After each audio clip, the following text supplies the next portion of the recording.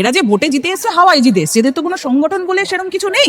তো এরা কি করবে? এরা তাহলে এই যে বলছে ভালো তৃণমূল, এতদিন বলছিল তৃণমূল নাকি। ভাই ভিডিওটা ধাক্কা দেন না, উনি কিছু গুরুত্বপূর্ণ কথা বলেছেন, কথাগুলো অবশ্যই মনোযোগ সহকারে শুনে যাবেন এবং ভিডিওটাকে শেয়ার দিয়ে অন্যকে দেখার সুযোগ করে দিবেন।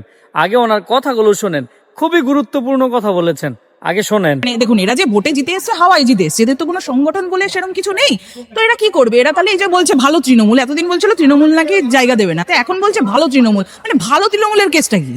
তাহলে এই যে ফেরেববাজির কেসটা তো মানে পরিষ্কার। 5,000 টাকা সে তো বলবেই, কারণ হচ্ছে এই 12 পদের ফর্ম দিলে মানুষকে তো হ্যারাসমেন্ট হতে হচ্ছে। মানুষ কি চায়? মানুষ চায় আমি সুরাহা পাবো, কিন্তু এতে তো সুরাহা কিছু মিলছে না, মানুষের আরো অস্বস্তি বাড়ছে। এদিকে বলছে পোর্টাল, কই অনলাইনে কোনো পোর্টাল তো আমরা দেখতে পাচ্ছি না। কেউ তারা চুরি করছে, জোর চুরি করছে, তাদের লাইফের উপর ইন্টারফেয়ার করতে পারে না, সাধারণ মানুষকে অসহায় অবস্থায় ফেলছে। তাহলে এই সরকারও বেশি দিন টিকবে না। আলটিমেটলি এফ টিম আর বি টিম তো একই জিনিস, কোনোটাই তো আলাদা না। যে যারা 3,000 টাকার জন্য এত ফিল আপ করাচ্ছে, তারা 5,000 টাকার জন্য তো মানে বাড়ি বেঁচে দিতে হবে তাহলে তাদেরকে।